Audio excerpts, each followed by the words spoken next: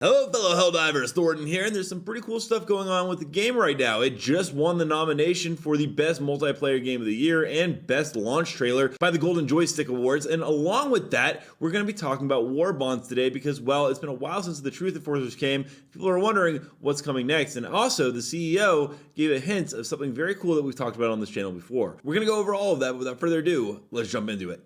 So yesterday was the Golden Joystick Award, and man, did Arrowhead and Helldivers 2 make out like bandits. They won titles such as Best Multiplayer Game of the Year, the Best Launch Trailer of the Year. Don't forget, well, Console Game of the Year, which is actually kind of crazy because it's only on one console, and it also won the Critics' Choice Award. So even though they've had some hurdles such as the buffs and nerfs issue, the whole PlayStation Network fiasco, anyone hoping that this game is going on a downward trend is kind of, well, sorry to say, doesn't look like that's going to be happening anytime soon, and it's good to see them absolutely thriving. Along with that, there has been a lot of stuff talked about by the developers themselves. A user known as Derek asks, day 16 of asking Pilstedt for color customization for Armorers and Helldivers 2, and he said, we are looking into it, which, makes sense. We went over a couple days ago that there are numerous things found in the files for armor recolor systems, so much and so forth. There isn't going to be a transmog system if you were hoping for that, where you could go ahead and put on whatever armor you want and get benefits of others. They've went ahead and said that is not anything they're ever going to do because it would devalue the Warbonds, and it just doesn't make sense. You would have certain armor sets just not be useful or used as intended, but you will be able to customize your armor, which is awesome. But today we're going to be talking about Warbonds. Now, in case you've been living under a rock,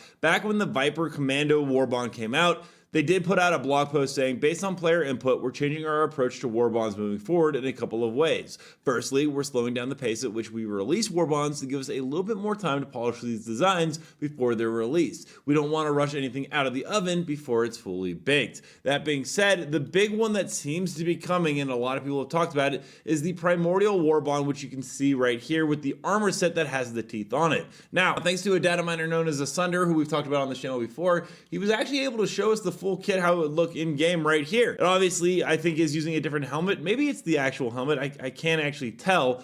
But the armor itself looks really cool and pretty much fully complete. Keep in mind the armor passive, those are all placeholders. That has nothing to do with engineering, but this is how the outfit would look. And as you might have noticed from the thumbnail, it is a Dune-inspired outfit. That makes sense because there are some weapons found alongside with it, such as the Dune Shredder, which is a pistol with this teeth that was also recently fully textured, and there is also a sniper as well that is in reference to Dune. Now, it could have just been conceptually designed around the movie/book Dune, which is a great piece of science fiction literature, which, the Arrowhead team does like taking things from other science fiction universes. Terminator with the automatons, Starship Troopers with just the general narrative of Super Earth, so on and so forth. And after the Golden Joystick Awards, Shams, the current CEO, and Pilstedt went ahead and talked about stuff such as, for players who have already completed all the upgrades and unlocked equipment and are hoarding resources, what's going to be the new growth system? And Shams said that they were focused on fixing the existing problems, such as the buffs and nerfs in the past,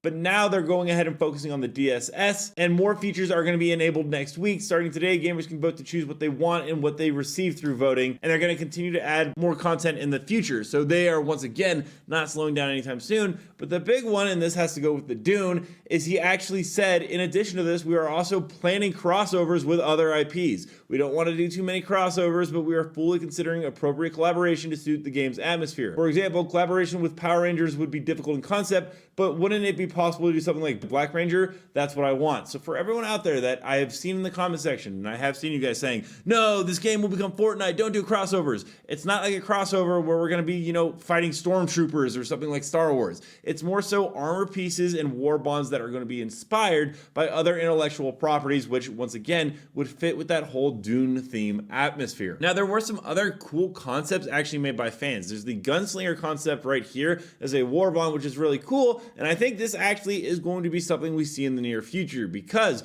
Iron Sights let us see the lever action rifle as an updated render of something that's been in the game files for a while. This is obviously an old school Western style weapon, as you can see, and I wouldn't be surprised if we saw a Warbond go ahead and drop this in the near future. So whoever created that concept, good job. You were actually pretty close to something they're working on. There's also some other really cool ones, such as medical heroes. I just don't know how much that fits into the game, as they went ahead and did Warbonds in the past where they released stim pistols, but they didn't do an entire entire Warbond of medical heroes. That being said, we could even see something like a Modern Warfare or Call of Duty IP crossover, as there is a Kalashnikov-styled rifle found by Iron Sights once again in the game files, so I could also see in the future when other games release, especially more typical modern shooters, that they go ahead and do some of these updated releases for these weapons that would fit in to tie in with those games. All that being said, that's everything we know right now in your Helldivers 2 news. We're going to go ahead and jump into community clips now. Don't forget to submit your own to me on Thornton Smash on Twitter. Shoot me with the follow so I can see your DMs easier. And without further ado, let's roll the clips.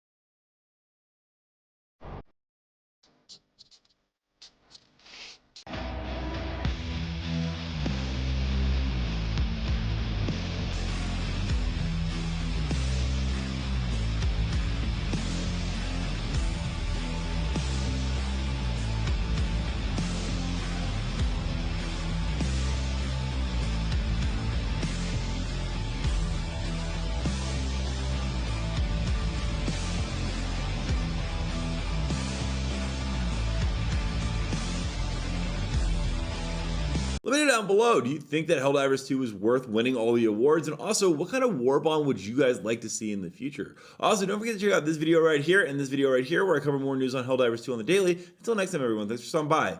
Keep spreading democracy.